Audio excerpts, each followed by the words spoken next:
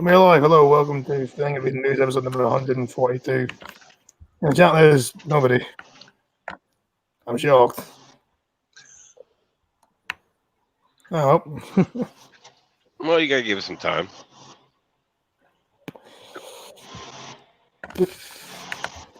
yeah, I'm sure people will show up eventually. No. Yeah, I managed to get a bunch of random news.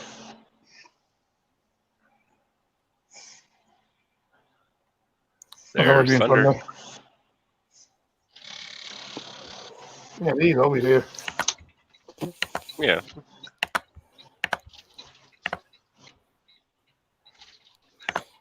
Right. If you're wondering what I've been, I haven't been sleeping great and so I've been losing sleep. Hello, VB. I will entertain you. Try to at least. Extinction Rebellion activists look to the road to block Dover Port. Climate change demonstrations caused huge blackouts for motorists near the A20 in Dover, Kent earlier today. So Them again.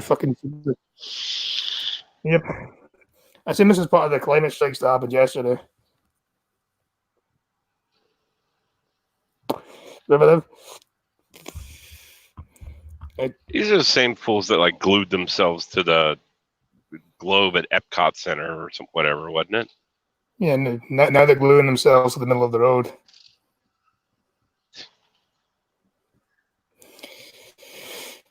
Extinction Rebellion protesters superglued themselves to a busy road during an attempt to blockade the port of Dover. 2 lanes at the busy Kent port were fenced off and taken over by climate change activists amid the heavy police presence. Huge tailbacks were seen on the eastbound side where traffic is queuing to reach ferries. Hello, man. 4 people, 1 woman, and 3 men aged in their 60s, 80s, and 90s. See, that makes more sense now. Old people with nothing better to do with their time.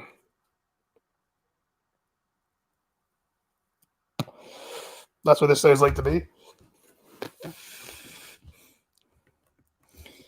The Port of Dover protesters had been told they could demonstrate in the area cordoned off for their use, but some reportedly breached the other lanes eastbound.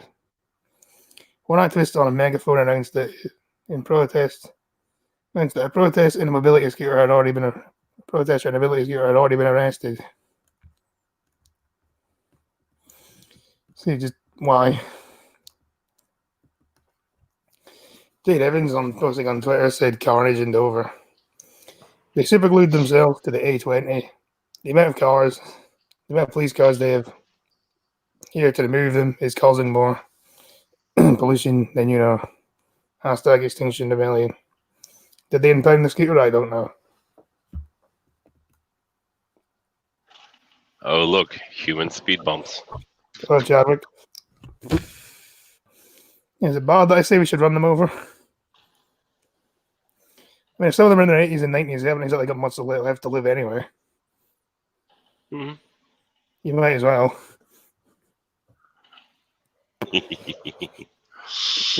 That's when you go and sing that song to them, you know? Remember that song? I would like to run you over with my truck. It is an 18-wheeler, so good luck. I've got 40 tons behind me, and I just don't give a fuck. I would like to run you over with my truck. Someone should clip that. By all means, somebody clip that. Have fun. You make me. No. Somebody should use that as a ringtone or something.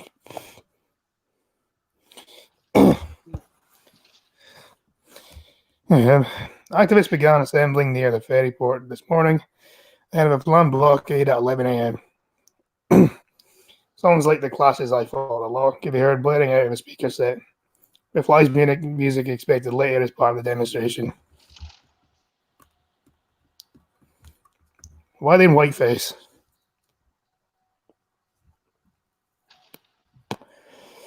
It strikes me as weird. Yeah. That is kind of weird.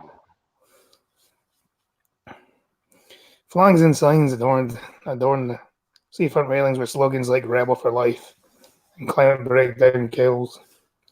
Chris Aikens from Extinction Rebellion Dover says, as climate change develops, millions of ordinary Britons will face the real and growing threat of food shortages, hunger, and starvation. Extreme storms and floods are already causing major crop failures across the world, with high temperatures also hitting livestock agriculture. The crisis may seem far away now, but given the UK's dependency on food imports, we are extremely vulnerable. The government must act now, and the government must tell the truth and act now. Yeah, and stop people from getting to work is only going to cause more food shortages, isn't it? I assume you're also stopping lorry drivers who are delivering food and goods and things like that. That's also going to cause food shortages. Yeah, Yeah. Oh, from here they look like some kind of weird lobsters. I can see that. All dressed up in their white face. I don't know why they're in white face. An Extinction Rebellion spokesman said the group has assessed the 4-hour blockade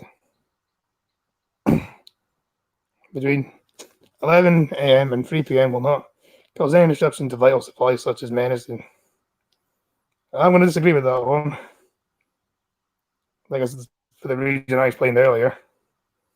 The Extinction Rebellion appreciates the blockade will directly affect ordinary people and businesses. I feel the action is necessary in order to call the government to action. So basically, you're just going to affect innocent people for your own bullshit. A spokesman for the Port of Dover said, "We are aware of the protest plans. As a result, Port of Dover Police are working closely with Kent Police to ensure minimal disruption as possible." The Kent spokesman said a pre-planned protest that took place in Dover on Sunday the 21st of August has ended. A designated section of the town Wall Street was closed to traffic to allow people to gather to safety to peacefully protest between 3 p.m. and 11 a.m. and 3 p.m. Closure is expected to be lifted in the late afternoon. Just stand in the middle of the road and look like idiots. Basically, that seems to be their protest.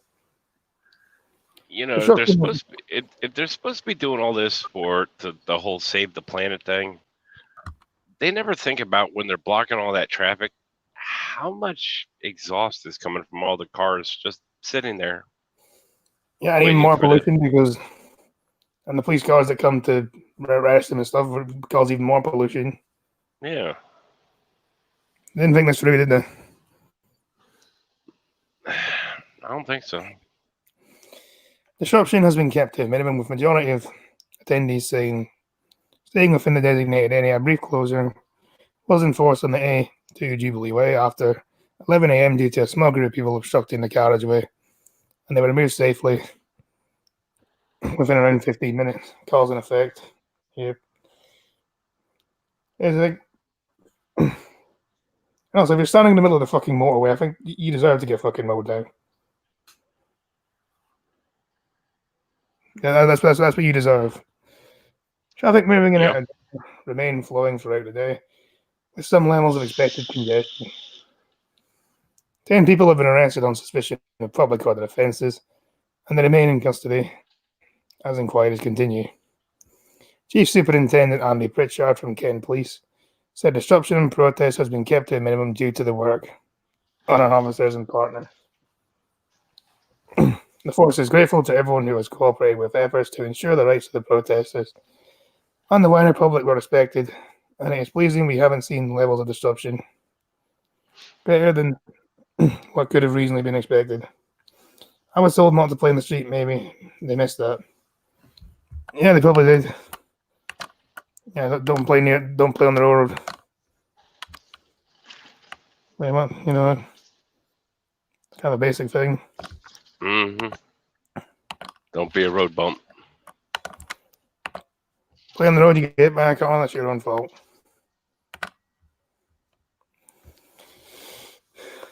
Man in court for farting during police strip search and saying, "How do you like that?"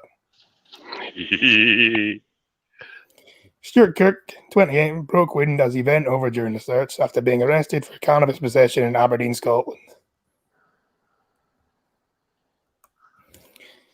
A driver deliberately fired at police during a strip search after being arrested for for possessing cannabis at Court Heard. Stuart Cook, 28, was arrested at the scene of the crash in Aberdeen, Scotland, and was hauled back to the station. Aberdeen Sheriff Court Heard. Oh, hello, English Tom. Yeah, man, he's a hero. The court was told he broke wind as he bent over and told officers, "How do you like that?" Deputy Fiscal Alan Townsend saw Cook standing next to the vessel at the crash scene and talking to another driver. The prosecutor says officers approached him and smelled cannabis. Cook became irate when he was handcuffed and began shouting at officers. When officers searched Cook and the vessel, a small amount of cannabis was discovered. Cook screamed expletives and pulled out his chest towards officers. As he was being driven to the station, the court was told. At the station, he was stripped searched and told to bend over. At a previous hearing, Deputy Fiscal Lizzie Simpson said he then deliberately fired in the direction of the officers 3 times, stating, "How do you like that?"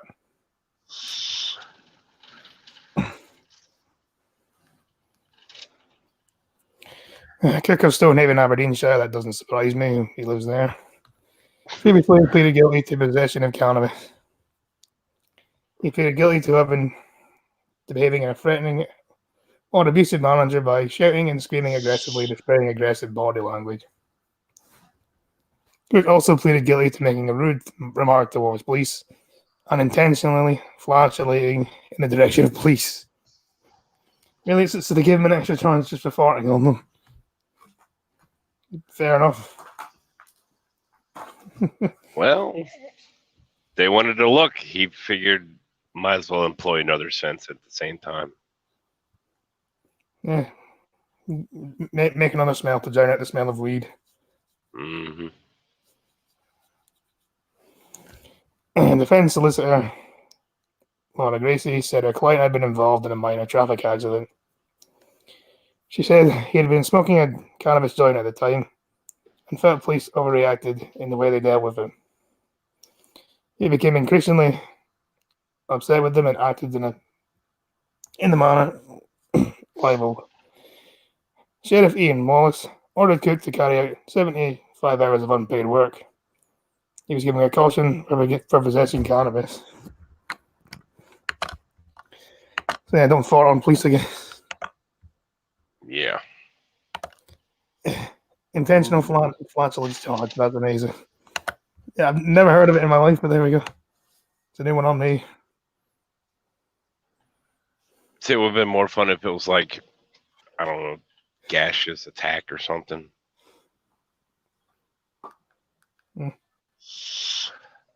Quick side note, Crappy Slayer. You know that bridge at the 238? They're replacing that whole fucking bridge right now. That's why it's closed. Just placing some random bridge. Yeah. Kind of weird. The road we take a lot. Oh, he's dropped. Oh, Must be in a dead zone. probably. Oh, Where we are, the road or I didn't have the to let it in. section. Yeah. Yeah. Oh, there he is. The road we take a lot. He dropped out. I didn't even have to let him in. That's weird.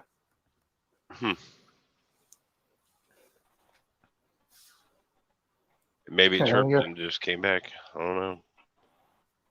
On here. Man caught performing sex act on clearing cone. There. Yeah. We're here. Maybe you can't We're hear here. us. Are you there? Maybe you can't hear us for some reason. Maybe. Sometimes that happens. We Well, have to drop out and come back in again.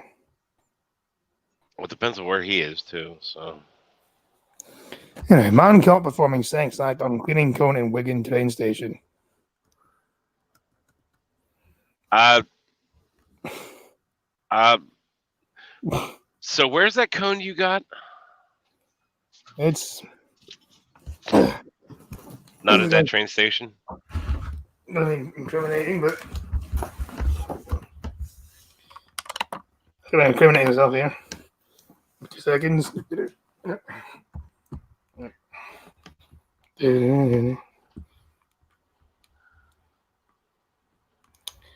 Camera. Right now. Okay. So Just making sure it wasn't you and that cone in the train station. no, that cone wasn't in the train station. Okay. Guarantee on that. We should put Scotty in a toaster oven. No, cryptic. No. A man has admitted to having sex with a cleaning cone at Wigan train station while drunk. Trevor Smith, 38, was found in a lift with his trousers and undies around his ankles while thrusting his hips at the cone.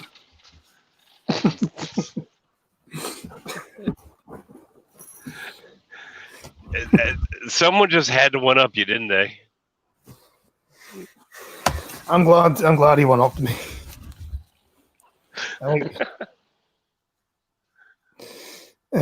We should put a toaster oven in Scotty. How would that work?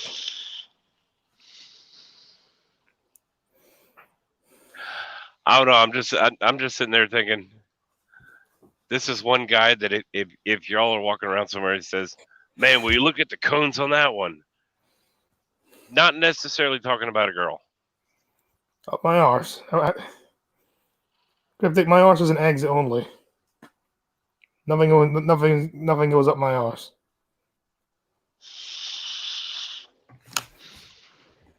Oh, just wait till you. Just wait. It won't be long until the doctor says, "All right, sir. Just try and relax." When he was stopped, police know, and I think I'm a while away. I think I'm at least 15 years away from getting my prostate checked, so I should be fine. Maybe. Provided there's no problems. Right. Hopefully there is none.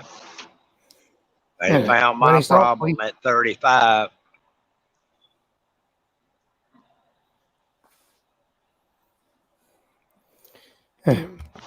When he was stopped, police noticed a white substance on the floor that was not cocaine. I wonder what that white substance may have been. Smith from nearby St. Helens admitted to the police that he was worse aware and had snorted white powder he was given to him by friends to help perk him up. It certainly perked him up all right, but probably a different area than he expected. The Maybe a little too much. He was spotted by a worker from Virgin Trains.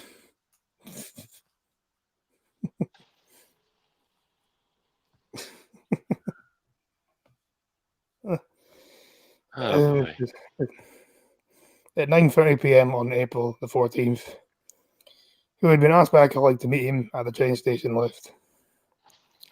When he got into the lift, he glanced through the window and saw Smith sitting down getting jiggy with the cleaning cone that was in his lap. I'm not sure what's funnier, their statement or just the fact that they just sat and said getting jiggy with the cone. On the fact he works for Virgin Trains. Yeah. You want a channel for laughing at Virgin Trains? This is the same guy who pays me to sing, Cryptic. So he pays me to say stuff. So I'm allowed to be immature every once in a while. I just thought it was funny that some guy having sex with a cone. The guy seen a person having sex with a cone happened to work for Virgin Trains. And he called police. Another time, I would say something about when it is and is not permissible to act immature. But this is coming. Remember, this is coming from somebody who just an hour and a half ago you heard him sitting there going, "My little boy, it's my little boy." Yeah, but that's just something you're allowed to do that. Yeah, well. Did Virgin Trains have to disavow the cone after? I assume they have to clean the cone. They probably have to clean the cleaning cone. At least. The cone police, and by the time they arrived, Smith had mounted the cone and was on top of it, still thrusting high. Realizing he was being watched, he did a decent thing and pulled up his trousers while being held to his feet by the police officer. And the cop said he saw white powder around Smith's face and on the floor of the lift. He was arrested for possession of a Class A drug, but later de-arrested when it turned out the white substance was not a drug at all. Yeah, I think we know what the fucking white substance was. The cone was quoted as saying, "I feel so violated, man." Poor Cone, he's going to have to go into therapy now.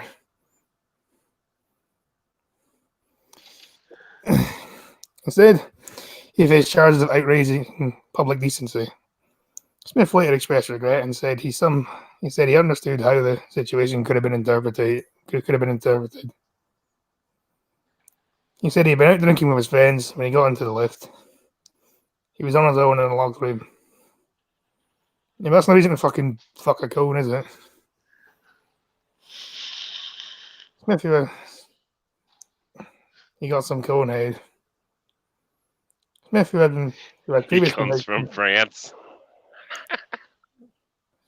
Smith, who has previous convictions of outraging public decency, was released on bail to be sentenced later this month.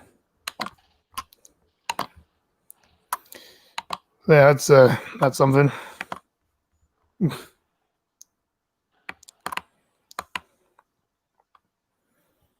Hey,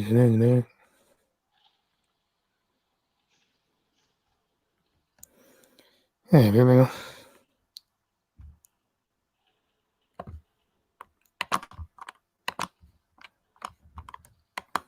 So put it there.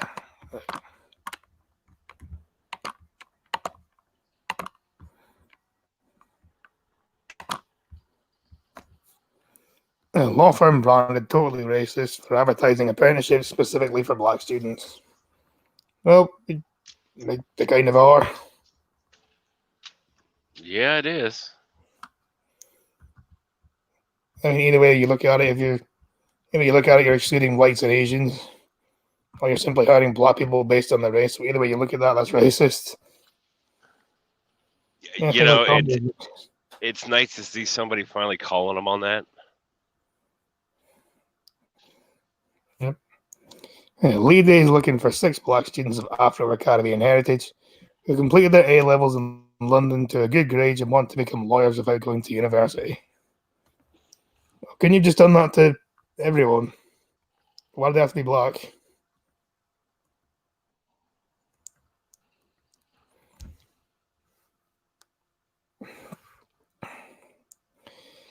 Francis Sweeney, Lee's Day's managing partner, said the firm had fewer Afro-Caribbean and African qualified staff than we ought to for the geographical area.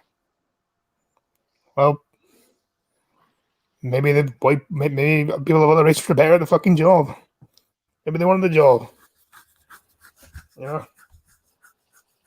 She said the firm had not had enough Afro-Caribbean or African heritage graduates applying, so she widened the search to students coming out of sixth form.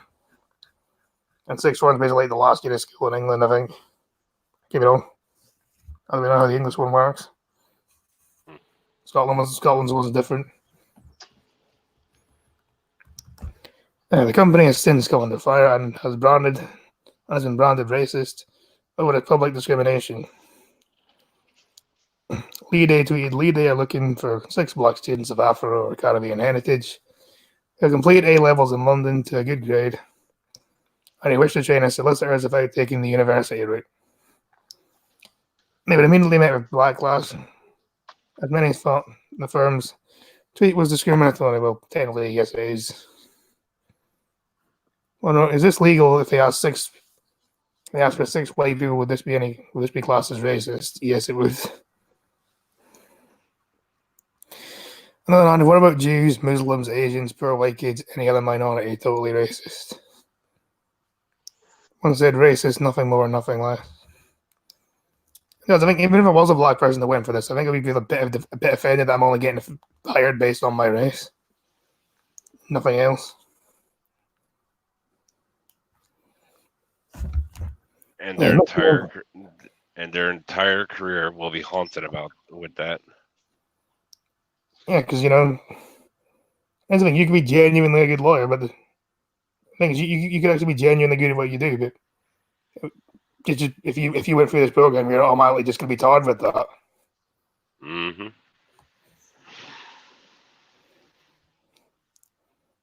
Miss Sweeney, Paul the Log is looking for a group of qualified staff. We have many fewer black qualified staff. We have time for a geographical area. You've already said this. We made a decision with our BAME committee. Why do you need why? For those that don't know, BAME is like British, Asian, ethnic minority or some fucking shit like that. Doesn't make sense. One of our aims was to increase the number of black staff. I wouldn't hire a black Scottish lawyer. I wouldn't hire a Scottish lawyer in general. To be honest. Yeah,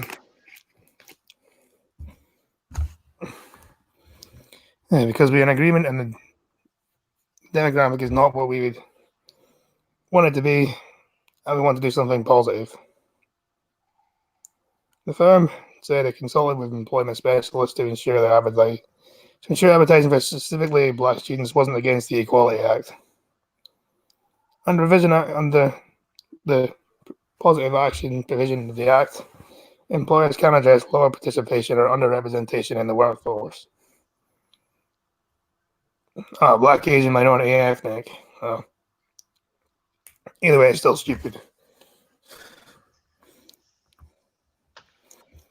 And the government also advises you can make decisions on a case-by-case basis, and now because of a certain policy. Even not because of a certain policy, not now. Fucking sudden. A spokesman for Lead Day told the Roll on Friday, an open day aimed at black students to encourage them to apply for apprenticeships is in line with legislation. This is not a policy. Another apprentices working in the firm are from various backgrounds. Sun Online contacted Lead Day for comment. And I said they never commented. They just wanted to extend their word count. I'll grab his legs back. Also, like, share, and share, because I feel like we should have more people watching this than we currently do. Usually I'm having more. If I drop out again, Scotty, I'll just go to the stream instead of bothering you. No, that doesn't bother me. Anyway.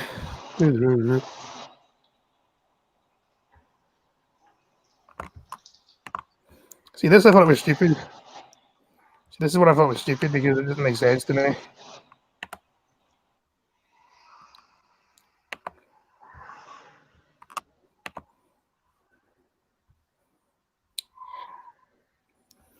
Baby drinks 1.5 liters of caffeine a day because parents are too poor to afford milk. A 14-month-old baby has become addicted to coffee. Become so addicted to coffee that she can't sleep without it. I don't know if it's just me, but isn't milk cheaper than coffee? Depending on the coffee. And most milk's cheaper than coffee, though. This just seems a bit stupid.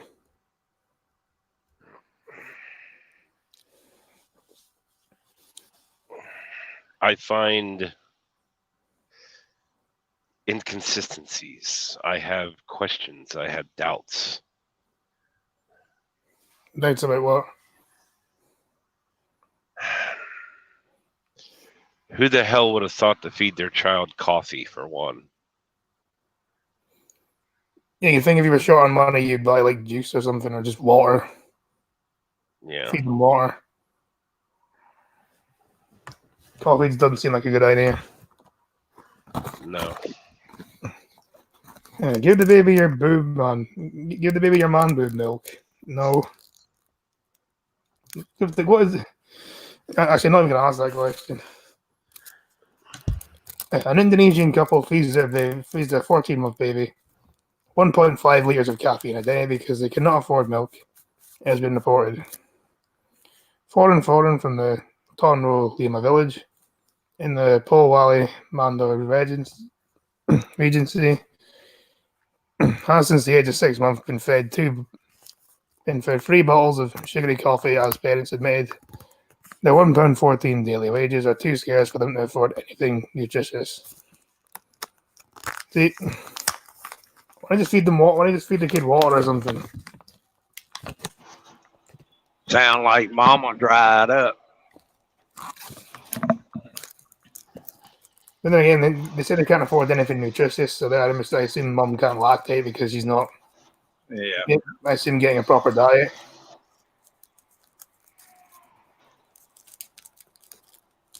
Otherwise, the mother would be able to lactate. Anyway, by 14 months, she should be on solid food mostly anyway. They can afford coffee, but they can't afford milk. Okay. Yeah, that didn't make sense to me because milk's cheaper than coffee. Yeah. I mean, maybe that's not the case in Indonesia, but I said it would be. I don't know. Cryptic says, give the baby your man boob milk. I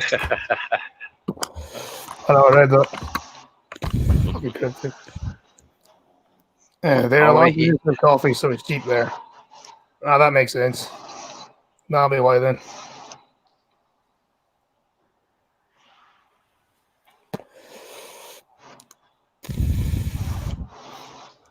Foreign is 4 times a day fed by typical Indonesian kopi tubruk coffee. A thick drink similar to Turkish coffee, and which is made by boiling coffee grounds with sugar.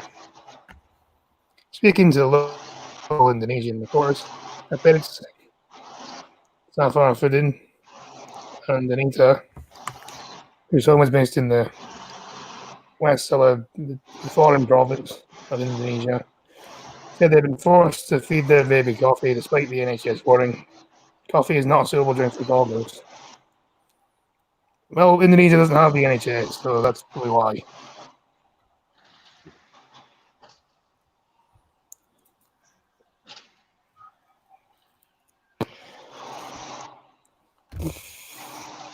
Man, I feel like that's not very good journalism, though. Like I expected much from the Mirror, but still. Coffee can have a wide range of effects on the body, including increasing heart rate and blood pressure. It can also cause disturbances and anxiety. On top of that, the NHS has published research claiming just 1 sugary coffee raises your risk of dying from heart disease and even cancer. Little Foreign has now become so addicted to caffeine, she won't be able to go to sleep without it and will whine until she gets her fix. I also feel like if you couldn't afford the kid, why did you have the kid? Is another thing I have to ask for this.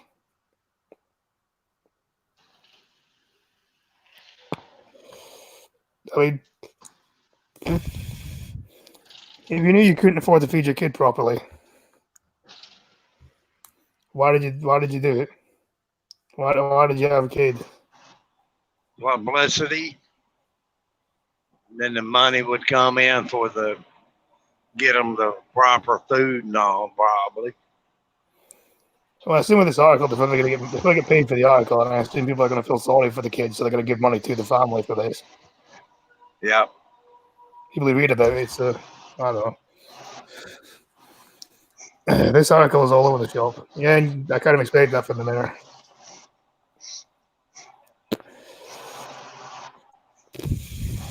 Not far further in, underneath said they had to feed their daughter coffee because milk is impossible to buy on the 20,000 rupiah or £1.14 they earn a day. By extracting coffee and dried coconut plantation. According to the American Academy of Pediatrics, teenagers from 12 to 18 should cap their caffeine intake at 100 milligrams. There is no safe limit decided for children under 12. Despite the questionable diet, Thorin is said to be growing like any other child and has not yet suffered any serious medical problems. Her parents, however, debated she will stay up at night and play by herself because of the levels of stimulant in her body. Well, that's not very healthy, then, is it? If your baby's not sleeping. No.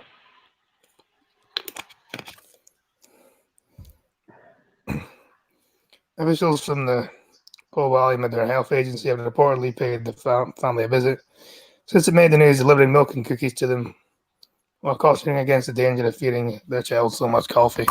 I feel like they should have already known that to begin with.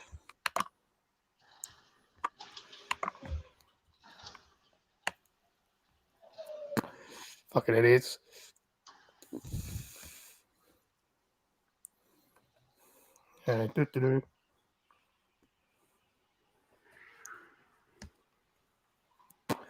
So I'm just looking for stuff to load, waiting for stuff to load.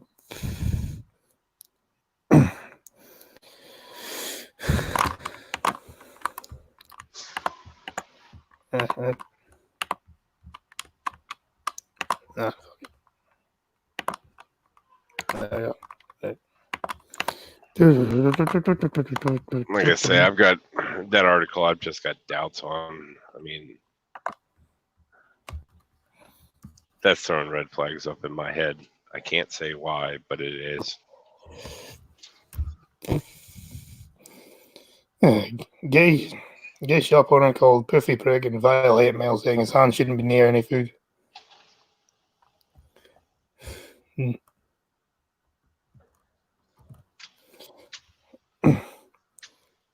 Yeah, this is like the opposite. Like, I don't know. Gay shop owner has been called a Puffy Prig and a hate-filled anonymous letter saying his hand shouldn't be near any food. Michael Burns, 51, was sent abusive hate mail. A customer asking for a refund at Special Days Cakes in South Lanarkshire, Scotland.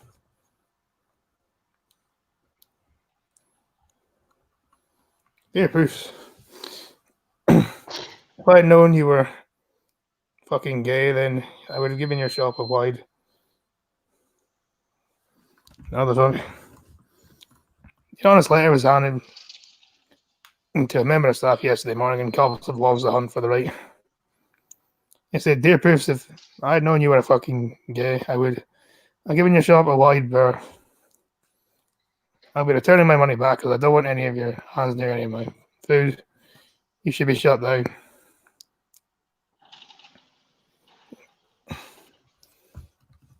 Michael told Daily Reg, when I first saw it, I thought it was a joke. But then it sunk in and I thought, I'm not taking this line down. My husband was more upset than me and thought we were to try and find a culprit. See, I wonder if the culprit was a certain religion, he probably would have got away with it. Just saying. Maybe. It's a possibility. That's the problem with identity politics. We can't find anyone who would have said a letter like this. I know people who would say a letter like that. Unless the word, I've never seen anything like this in my life. I'm quite a strong person, but this flipped the stomach out of me. Who wrote this? My 19-year-old mum lives with us. As it was all night. I'm worried if there's someone who's going to throw a bottle from my window. That's no way to live. I can't imagine someone's going to go that far. At least I wouldn't think so.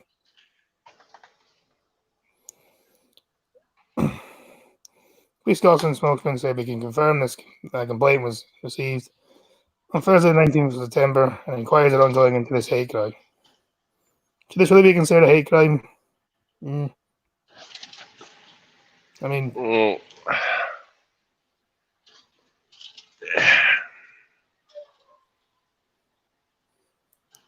I wouldn't consider it a hate crime. I'd call it harassment. I'd call it really bad pool, but just It's a really shitty thing to do, but not exactly a hate crime. Yeah. See I now, don't know if it necessarily should be a crime.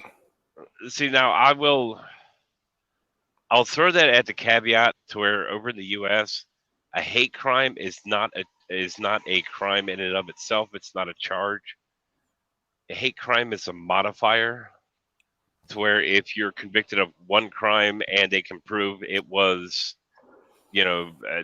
protected class, it was against the protected class because it being a protected class, that kind of modifier just worsens the penalty, but it's not a crime in and of itself.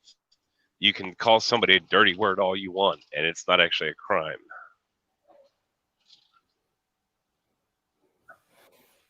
Yeah. I mean, I could honestly, I could sit and call you. Oh, what the hell is that? Me hating you is not a crime, jock. yeah. Right, Yeah. because I can sit and call you a jock all day long. I can sit and say, the Scottish should burn all day long. But unless I walk up and slap you first, it's not actually a crime. Now, once I actually do something to you that is a crime, that's when it can come into play. But other than that, it's not a thing over here. No, I mean, if they went to their premises and started shouting and stuff like this, like I don't understand why that might be considered a crime, because that's invasion of someone's property and stuff. Yeah, but and even in that over here, you can walk in and start yelling that all you want. Worst you'll get is disorderly conduct. Yeah. Was it having the people would kick them out and tell them to leave if they kept coming back? Then yeah. Yeah.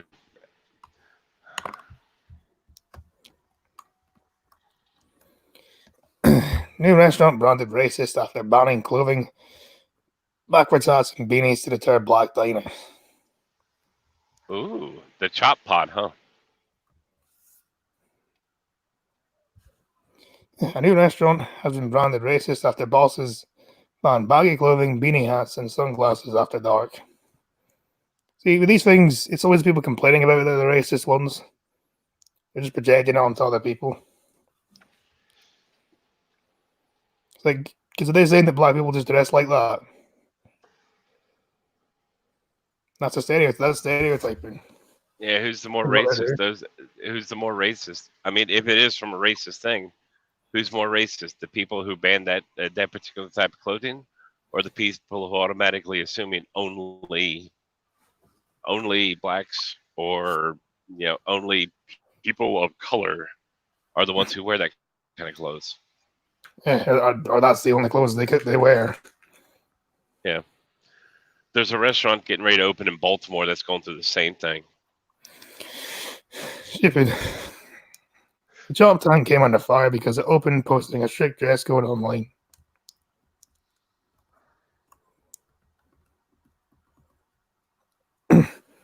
No young children / adults on the 21 after 10 p.m. Baseball hats must be worn forward. Pants must be worn at the waist. No offensive, vulgar, inappropriate language or attire. No athlete attire, man. It's probably down there somewhere as well. Yeah. Something has just said as rules, which also banned backwards hats and athlete attire and athletic attire were designed to deter black diners from visiting the Baltimore seafood restaurant. See, well, here's the thing. You're assuming it's going to deter black people from going there. You're the racist. And the restaurant has since made minor changes to the rules, but they insist other places in the neighborhood have similar rules. Also on the list of banned clothing were trousers worn below the waist, shorts below the knee. You mean shorts above the knee, surely?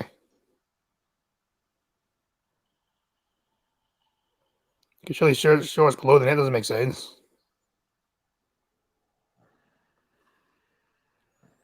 Working construction boots and backpacks.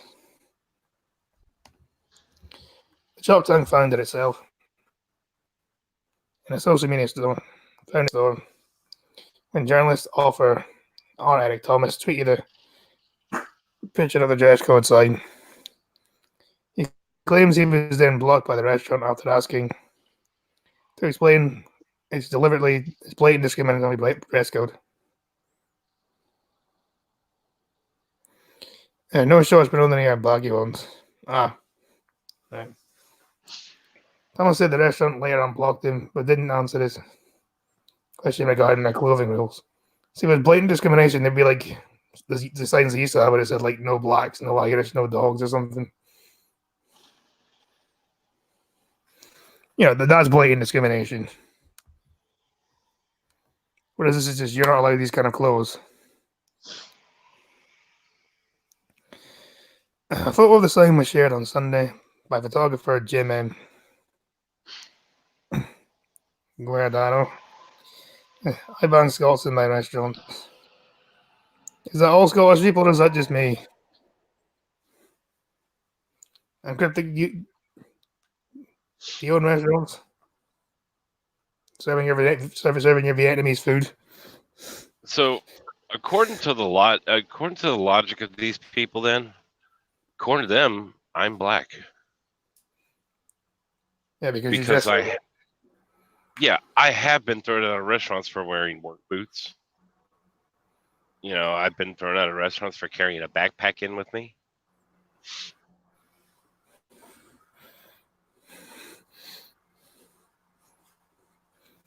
Yeah, so basically, it is but also discriminating against people who are working and maybe stop there after work or at lunch break or whatever. Yeah.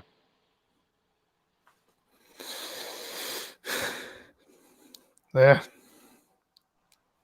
Well, I'd discriminate against you if I had a buffet. Yeah, so I thought, Joe.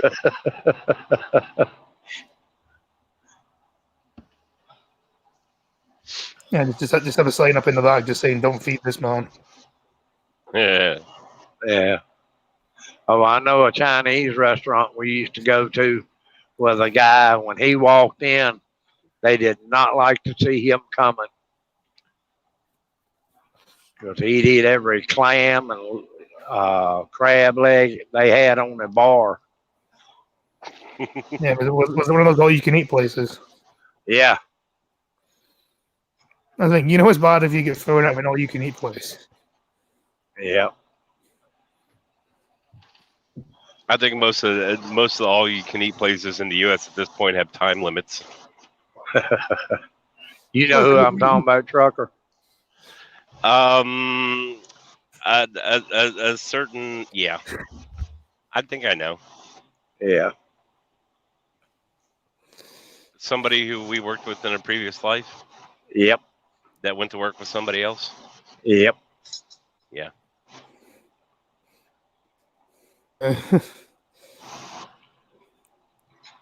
According to these guys, I was black in my late teens. I was just a burger. I mean, I could be batting all Scottish shield from his restaurant. Fine. Huh? I'm reading the chat. Oh.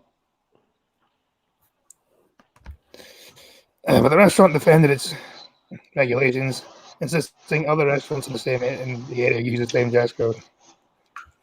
Well, I'm going to try to use the rule. If you're trying to follow the neighborhood standards, why block people asking? Maybe acting in a it looks like you value motives intentions and cares isn't the best bet.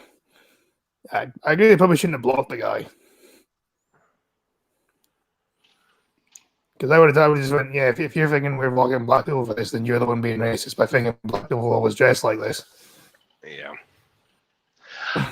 I think, to be fair, they might have been able to save themselves a whole lot of trouble if they just sat there and said, "We are a suit and tie establishment." Yeah.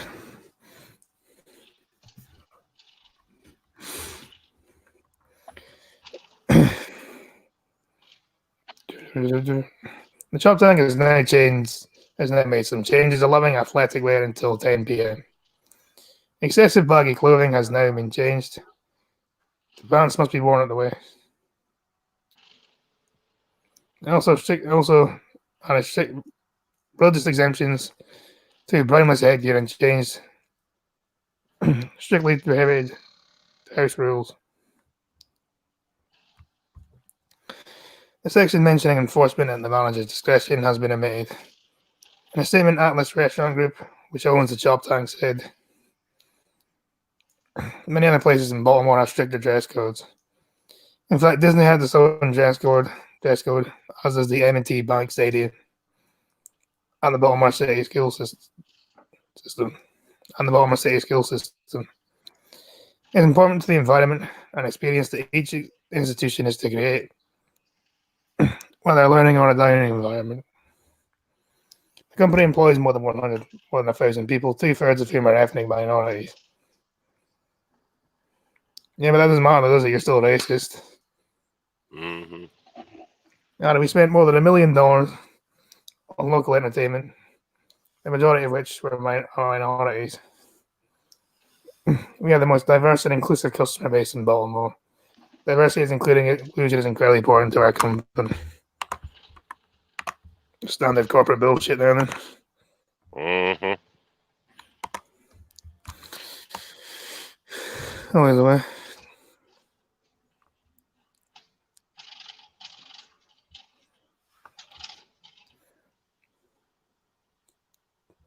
Do do do do do.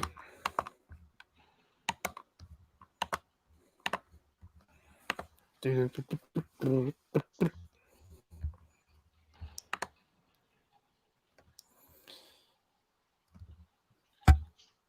Justin Trudeau dropped from talk show over blackface pictures. Canadian Prime Minister Justin Trudeau was blocked from a late night lineup after pictures emerged showing him wearing blackface.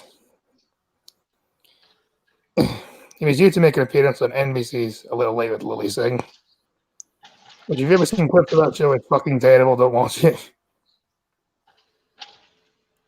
Fair enough. For the network pulled the plug on the proposed video appearance in the wake of the Wait. scandal. Hold on a second. Can you go back up to that main picture? Yeah. Holy hell, that chick in the background is more masculine than Trudeau. That wouldn't be too hard, though, would it? No, it wouldn't.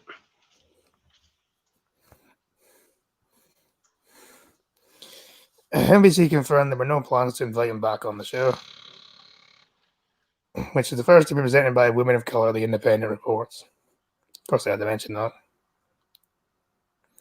Of course.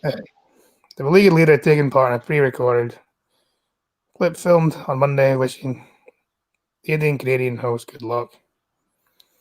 The photo circus surfaced on Wednesday showing Trudeau wearing brownface makeup at a 2001 Arabian Nights costume party.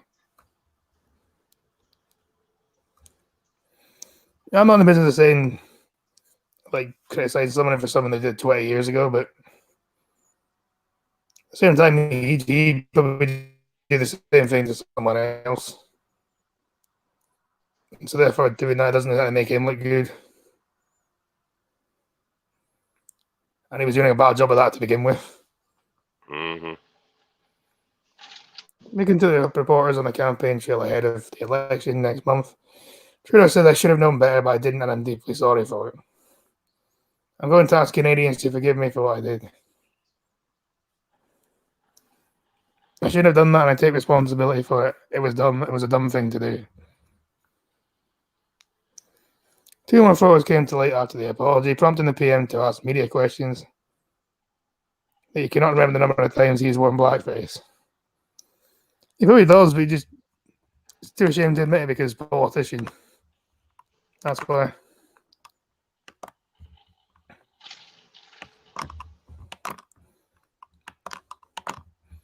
Politician logic. Yeah.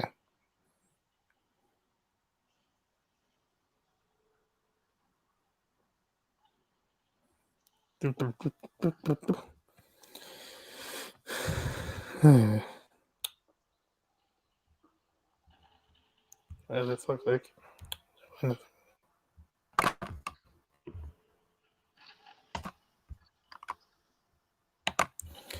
Let's see if it's fucking load. Actually, crappy jobs again. Oh. Oh yeah, I forgot. Benjamin. What? I just forgot about something. Brisbane man Benjamin Frederick Moran avoids jail over serial public masturbation around the city. A man who masturbated in public so often he was caught on Google Street View has been sentenced for the dozens of acts. A thrill-seeking security guard terrorized Brisbane women for 4 years by masturbating naked or semi-naked in front of them on footpaths, bus stops, and in bushes. He's now been handed a 6-month suspended prison sentence. Benjamin Frederick Moran, 43, admitted to 33 indecent acts between January 2015 and January 2019.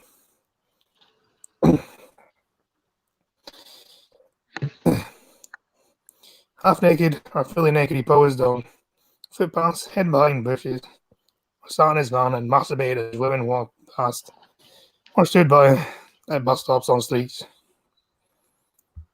None of the acts were committed on the nondescripts of Evan Street, opposite a Good Guys store in inner city Windsor. Where Moran also admitted carrying out lewd acts anonymously.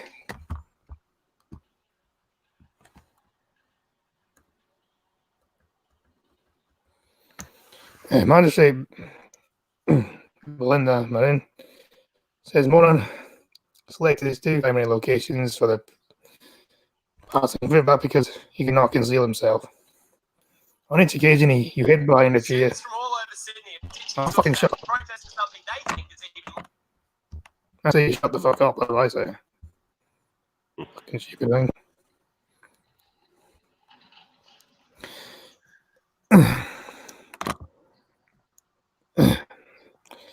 On each occasion, you hid behind a tree of some sort of construction. She said on Tuesday.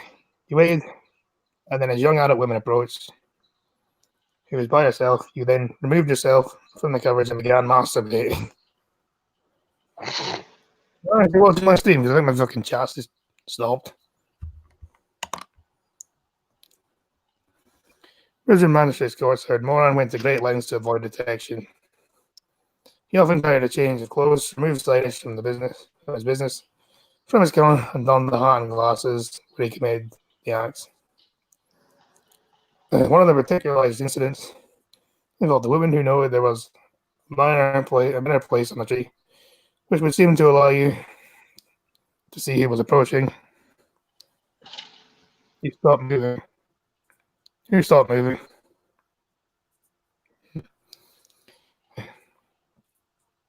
One of the particular incidents involved a woman who noted there was an inner place in a tree, which would seem to allow you to see he was approaching the area in which you had to conceal yourself.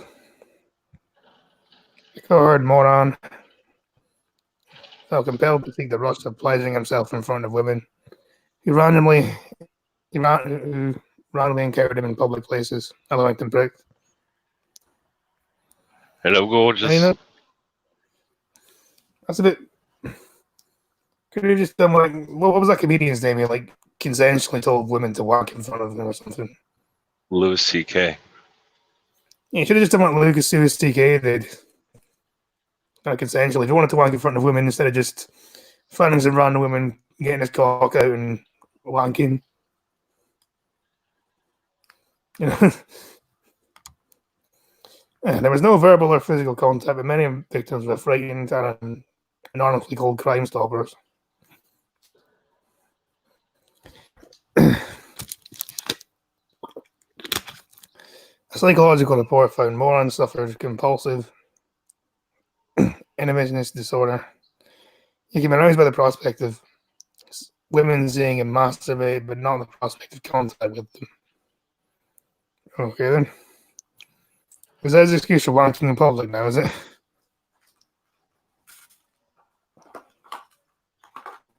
I think that is a thing actually where you can actually get away with wanking in public, they say, and stuff like that. Moran was caught on the 16th of January after a woman called police seeing him on the Tudor Street in Windsor. Officers caught him near the location, and he later confessed he used a map to show officers the multiple locations where he had offended.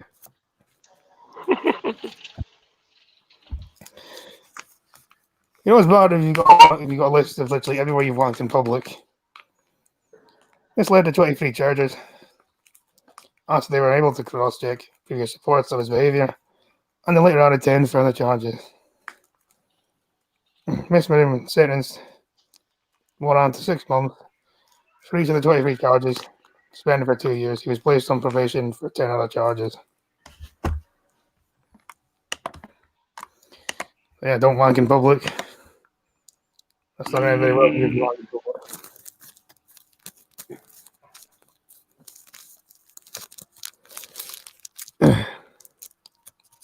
NNK at all.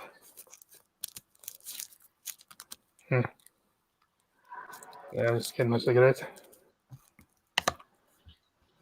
There we go.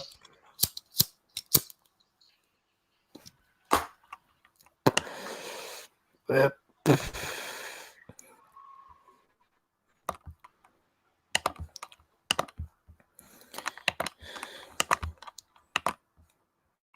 And other people have already talked about this, but I haven't talked about it, so. Yeah. Hundreds of Earthlings descend on Area 51 after internet joke. Conspiracy theorists say the US government is hiding aliens and UFOs from them. Now they are determined to find the evidence.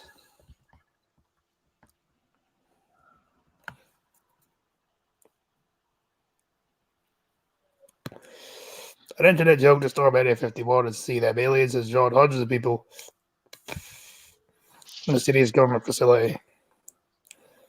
500,000 people signed up to try and enter the military base in Nevada, with conspiracy theorists say holds alien technology.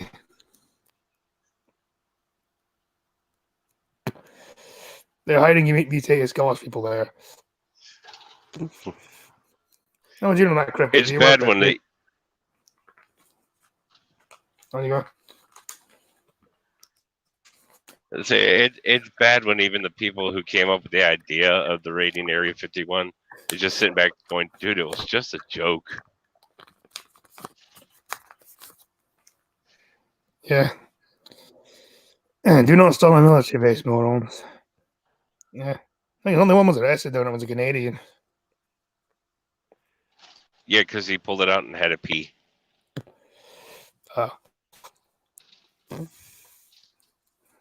Yeah, indecent exposure for urinate in public. I take it back, do it. The event taking place this week is called Storm Area 51, They Can't Stop Us All, and says we'll meet up at the Area 51 Alien Center, tourist attraction, and coordinate our entry. Let's see them aliens. Lincoln County Sheriff Kenny Lee said the event is believed to have drawn about 1,500 people to two tiny desert towns close to Homey Airport. He said the attendees are mostly well behaved, adding, I don't want to jinx myself, but so far it's gone pretty well. He said the attendees are mostly well behaved, adding, I don't want to jinx myself, but one person was arrested, another briefly detained on suspicion of trespassing on the grounds of Area 51. 2 others were arrested for indecent exposure and an alcohol-related incident. About 150 people got close enough to get a selfie with the gates to the one secret military base. This despite U.S. Air Force warnings telling people not to enter the Nevada test range where Area 51 is located. It's public land, they said they're not allowed to go to the gate as long as they don't cross the boundary. Yeah, fair enough, I guess.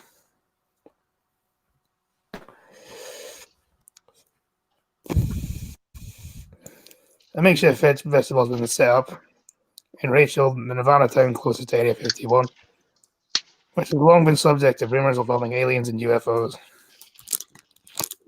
I think people assume the UFO just means alien. Pretty much anything can be a fucking UFO as long as it's in the sky. Yep.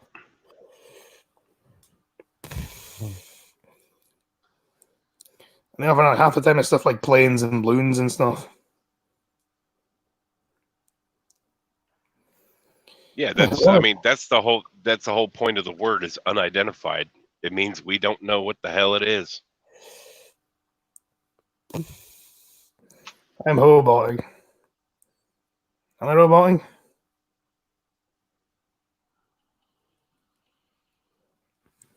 Gotta check this actually. See if I am actually roboting. See my stream on my phone.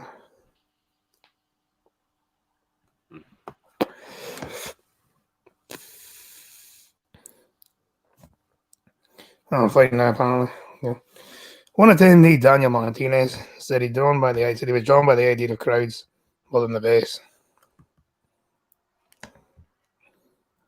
And do you know about USO? No, I don't.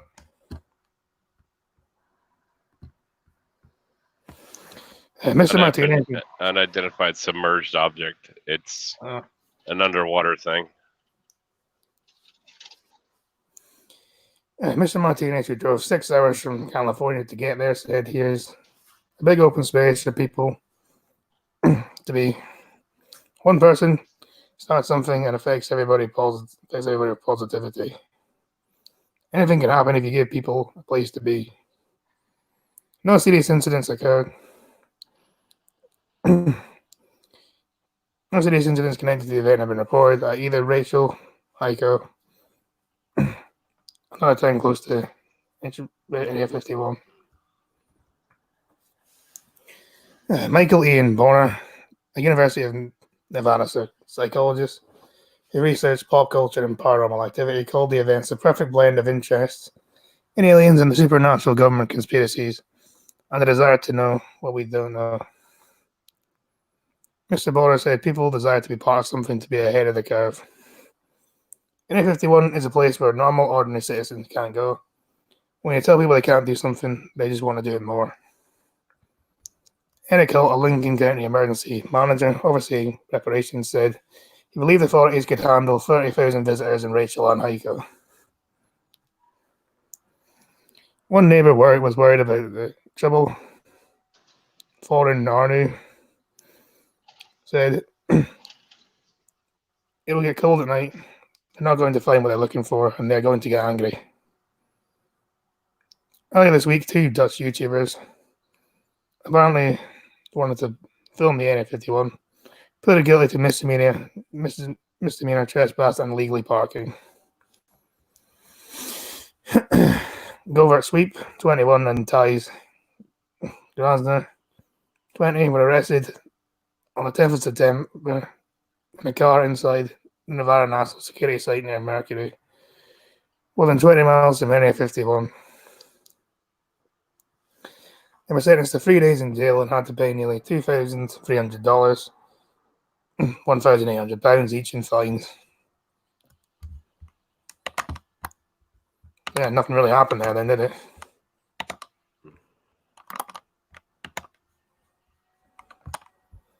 Nothing happened at all.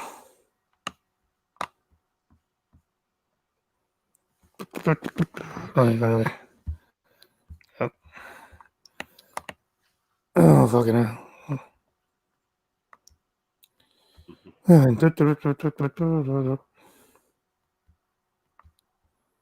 If I pound through these articles, I thought I'd have enough to.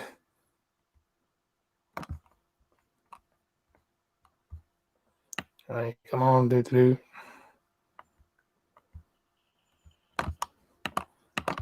This is always stupid because I feel like this is a year problem. This problem.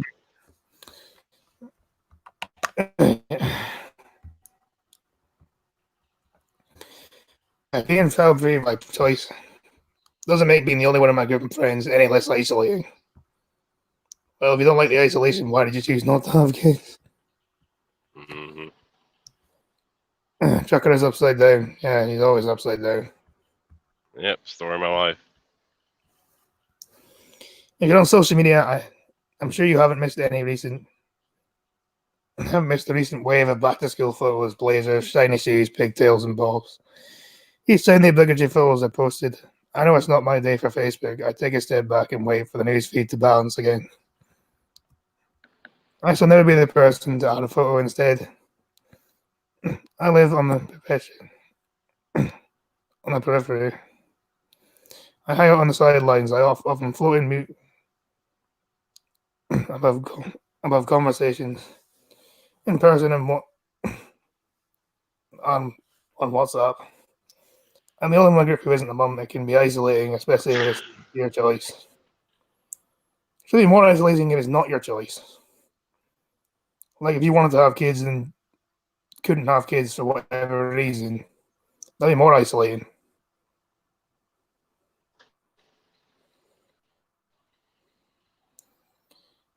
Scholars get the gas. Do they fit Ghastly? Yeah. Okay, then fake Ghastly. I'll take your word for it.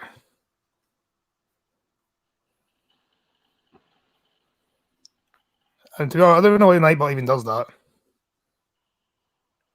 I don't remember setting up Nightbot. I don't even know why it even shows up.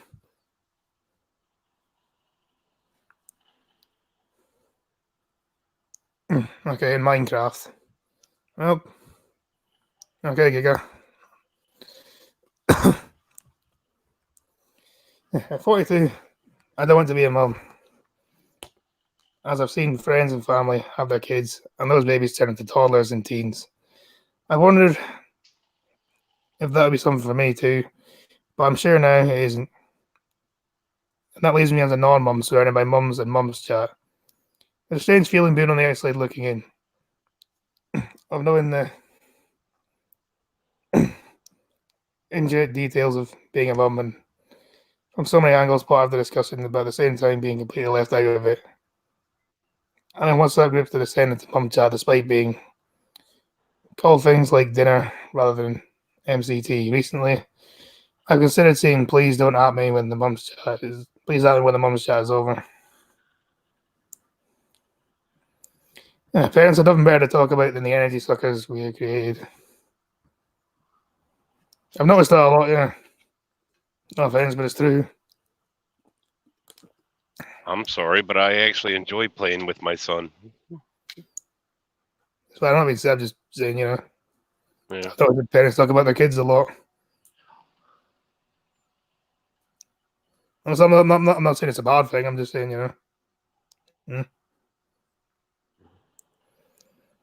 I felt like I was a child causing a fuss and being unsupported. I'm not alone. There's a new podcast about being child-free by choice called Ladies We Need to Talk. And there's a new book, Child-Free by Choice, The Movement Redefining Family and Creating a New Age of Independence by Amy Blackstone, which came out in June. Mum. No, it's Mom, it's MUM, not MOM. Fake Ghastly. Or Giga, because we know it's Giga. It's always Giga.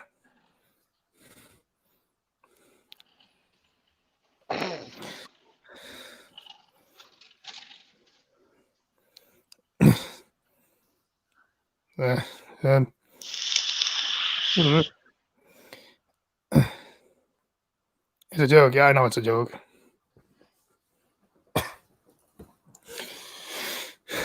There's let's go. This is the last compliment on. I never minded talking about kids when I didn't have them. Yeah. Again, that's it makes conversation, doesn't it, Stephen Zagalia? I swear. Wait, why do you not have a wrench? I swear you've been here before. That's weird. I'm not a count or something because I swear you've been here before. So you should have one, but oh well. You gotta get rid of this Nightbot. Fuck. He's not gonna do anything because It's not going to do anything. It's not got a wrench, so it should be fine.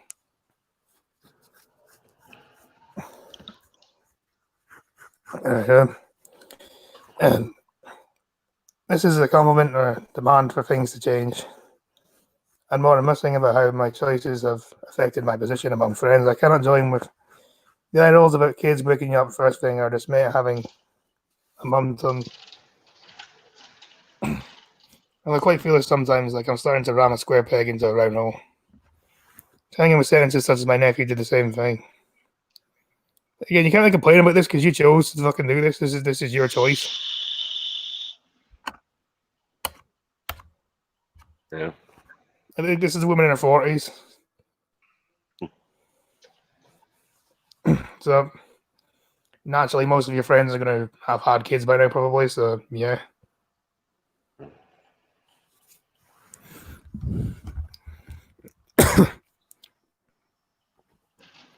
My nephew did the same thing. I show him photos of him and my niece. I hold them up as a penny weird. My point of reference to this world where we would talk about the little people at the time. Social events for me are often blonde around accommodating childcare. When it comes to a girls' night, partly because the men will be babysitting over dinner and talk about usually turns at some point to kids, parenting ups and downs, the sites. As a bit everything from knits to smartphone, it's demands and ear piercings. One day I'd like to move out of London, find a house in the home counties or even further afield and fill it with dogs rather than fill with dogs and very tall house plants. To try and cement the decision. My partner and I did a day's back to the countryside. As estate agents went into every view and mentioned the local schools, left us realising that out of London is actually a family county. Place where we wouldn't be in the NCT classes or school gate queues. We have to find other ways to make new friends. Well, that's your choice. Celebrity culture and TV shows leave me feeling isolated too from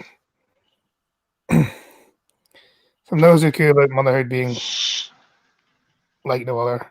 The shows such as Little Big Lies and Deep Water. I loved Big Kids Lies, but following the scene on the school gates, I knew none of the women in it would be me.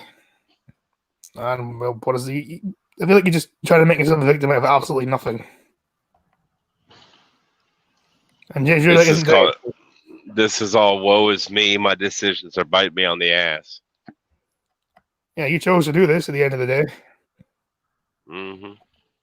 Anyway, 42 isn't that old to have a kid, is it really? I mean, when you 41 when you had your kid?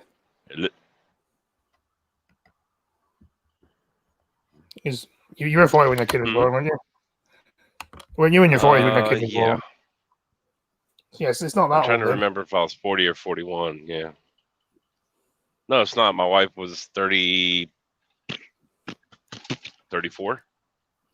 I mean, it's later than normal, sure, but it's not like that late. No, and we were actually we were quite happy when my wife got pregnant because we were going off the information that it would never happen. Yeah, so it came as a pleasant surprise. Yeah. He was a very welcome surprise, which is why we spoiled the ever-loving hell out of him. You know, which right now he's 2 years old. We can spoil him. Deal. He can live within the real world later when he's 4, 5, 6 years old. I mean, hell, there's somebody. I mean, someone for his first birthday actually gave him a big old-fashioned metal Tonka truck, which he still plays with.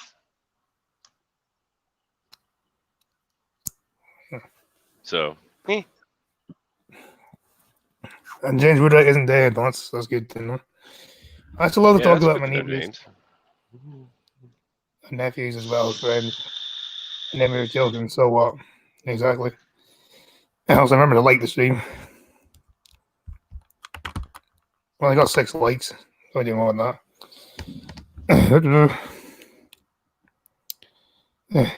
Motherland is a classic. It's catastrophic, but they all share their own parenting struggles. I've joined the sitcom writing course in my endeavor to make a change to that one day. I'm not berating my friends. I know we all lead our lives as we wish, but I'd love them and their children dearly. It doesn't stop me feeling like the one out. Every child needs a Tonka truck. I didn't even know they still made them. Yeah, they do. Are they still as sold as they used to be? And Steven, there's a reason I brought up the Tonka truck that he still plays with. Are they still as sold as they used to be? Yes. Oh, yes. Just as solid, just as heavy. Not as many sharp edges, which is a good thing, I guess. Yeah, stops the child from cutting themselves. Yeah.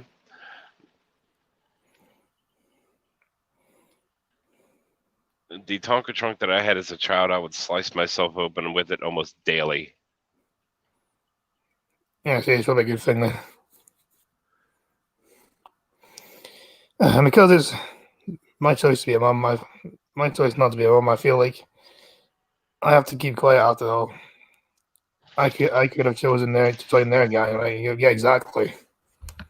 You didn't know you're complaining about it.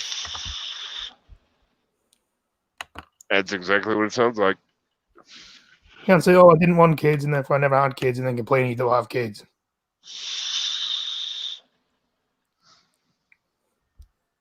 Well, that's a bit stupid there. Mm-hmm.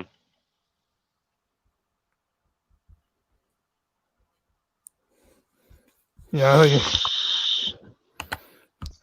yeah. Right. Do. Plummer refuses to take payment from pensioner 91 and gains hero status. Plummer is melting the world's hearts after it was revealed he fixed pipes and boilers for vulnerable customers without any charge. James Anderson, 52, says he helped thousands of people in need since closing his private business and relaunching as a not-for-profit company. He generously claimed before after the bill was posted online, showing he charged a 91-year-old woman with acute leukemia £0.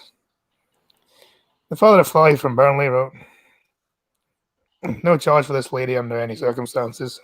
We will be available 24 hours to help her and keep her as comfortable as possible." Speaking about the positive public reaction, James says we didn't expect it. It's been everywhere. He raises money using crowdfunding and donations and helps people across Lancashire.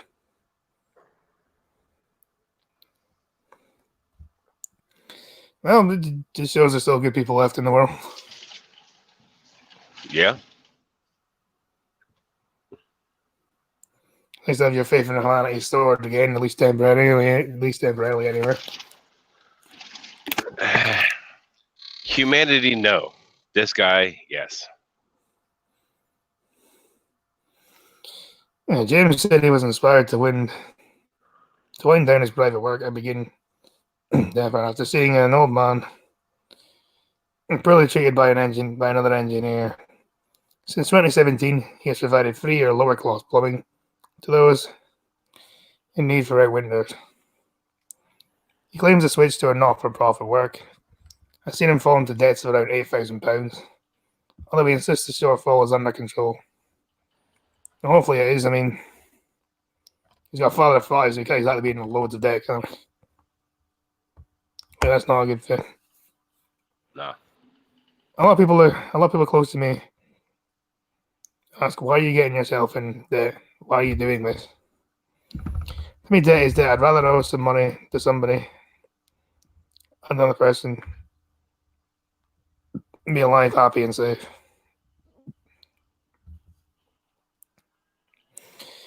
It's an ethos that's in my heart, and I will always stay there. Having helped locals in Lancashire over the past 2 winters, James is now hoping to take the efforts countrywide. He said, I've spoken to quite a few engineers around the country and they're up for it. It's just about getting the funding. Otherwise, any person who is elderly and disabled in this country, in this day and age, to die or suffer because of a cold home or lack of funding to repair the boiler. It shouldn't happen. It shouldn't be happening. That number should be down to zero, simple as that. No, I guess press R to respect, I guess.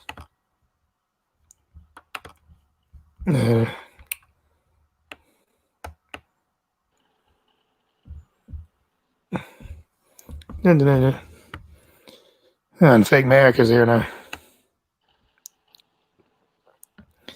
Giga, how many alt accounts do you have? That's my question, because you always see yourself with a different alt account, like at least like 3 times different during a stream. Like I know it's you. Like I know you're fake Gasly, you're fake Medicare. You're also fake Scooby twice. It just seems weird to me.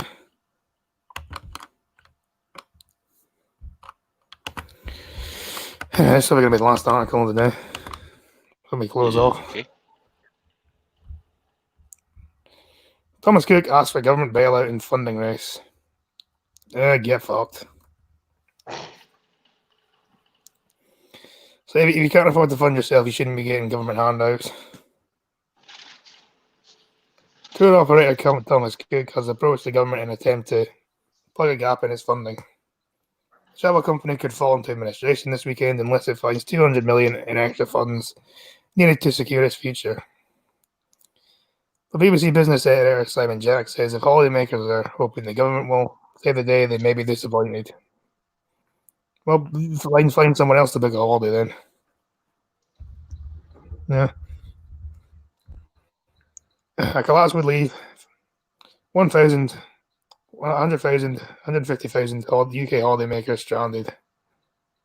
Well, I guess it sucks to suck. The BBC's business editor said that a private sector may still be possible. The noise is coming out of the government at the moment suggests the UK taxpayer will unlikely to become Thomas Cook's saviour.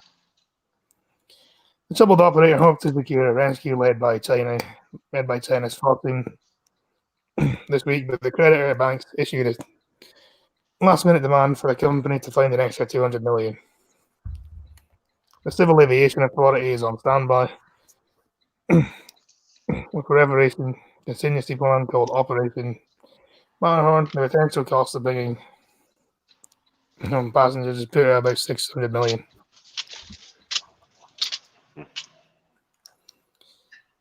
Again, like I said, it sucks to suck. Mm-hmm. In his blog, Simon Jack says the government does not recognise the choice being presented as between spending $200 million in cash to save the company versus the $600 million bill to reparate UK holidaymakers.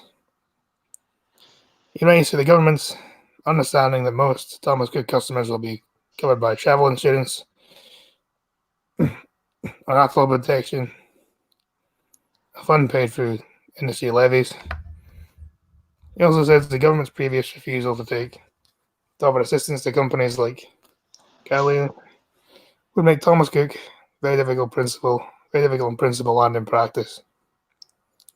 Furthermore, the matter is being handled by the Department of Transport, which organises the reparation of customers of the failed airline Monarch, rather than the Department for Businesses, he adds. There's been a shift in tone from Thomas Cook on Twitter, with worried customers being told to ignore the speculation on Friday. They are now being demanded that they do have ATLO protection in the event that Thomas Cook goes into administration. Travel expert Simon Calder said all Thomas Cook flights in and out of the UK were running normally on Saturday morning, and travel agencies would be expecting reopening at the usual times.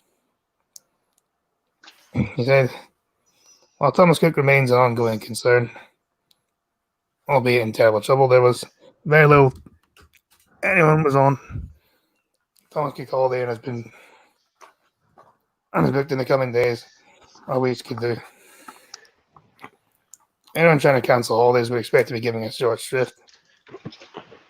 And losing some or all the money he added. There are 600,000 Thomas Cook customers on holiday, of which 150,000 to 160,000 are British.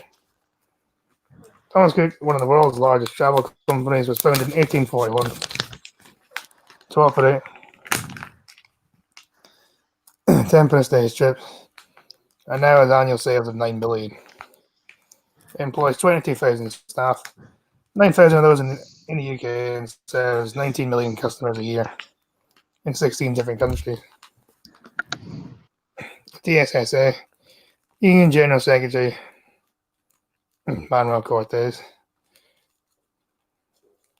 told the BBC that his members' main concern is that they had a job on Monday morning. How does this go on for? Yeah.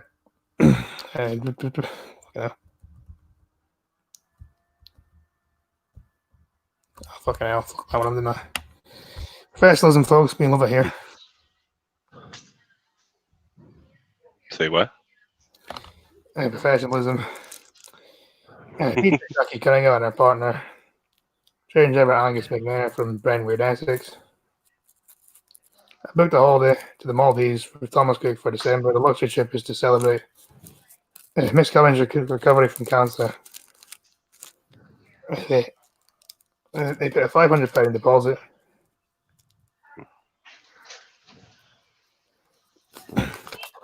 And the balance of £8,000 is due by midnight on Friday. Thomas Cook, of course, still operating. But their document underlines the anxiety. Okay. Many customers are feeling. Miss Cunningham and Mr. McNair called the customer staff. It's called the customer service outline and asked if they could delay the paying the £8,000 until they know the tour operator is not going to follow administration. But they were told the deadline remains, or they would lose their £500 deposit.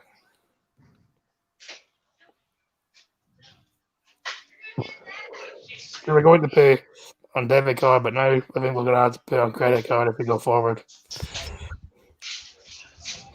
Thomas Cook's financial difficulties have mounted over the past year, culminating in an agreement in August to rescue the deal. A rescue deal by its biggest shareholder, Fosun. In July, Thomas Cook produced a business plan saying that we need 900 million in refinancing, up from the previous estimate of 150 million. 900 million would come from Fosun, the group of creditors, and some other investors.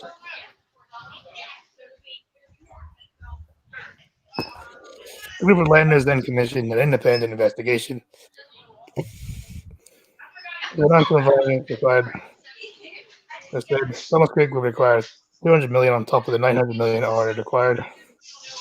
Even the total refinancing needed up to 1.1 billion, so essentially they're fucked. Thomas Cook succeeded in finding a backer to provide additional 200 million, but the BBC understands it's since pulled out of the group. It's pulled out, and the group of creditors will not come back to the table unless the additional funding is found.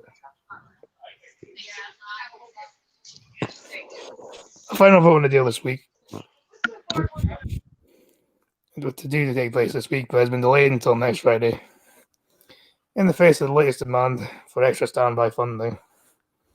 Earlier this week, Thomas Cook said he was focused on completing the deal.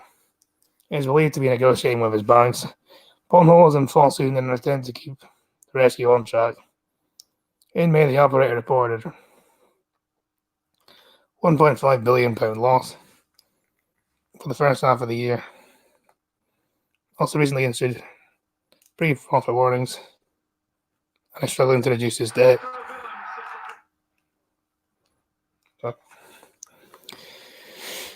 He blamed a series of problems for his profit warnings, including political unrest in holiday destinations such as Turkey, last summer's prolonged heat wave, and customers delaying booking. I suppose delaying booking holidays because of Brexit. So yeah, guess it sucks to suck on that one. Businesses don't deserve to be government funded. So yeah, anyway, I think I'm going to end it now. Government funded. Period. Yep. I think I'm going to end this now. So that's all in time, I guess. If y'all can't read my name by now, that's y'all's problem. Okay, Daily Dash Cam. Go Daily sub- Dash Cams. Yep. Starting again tomorrow morning, 8 a.m. Between 8 and 9 a.m. Going to Silver Spring, Maryland. So I'm probably going to be a stream the same time tomorrow. Like, share, subscribe. You're all a bunch of cunts. Goodbye. Later.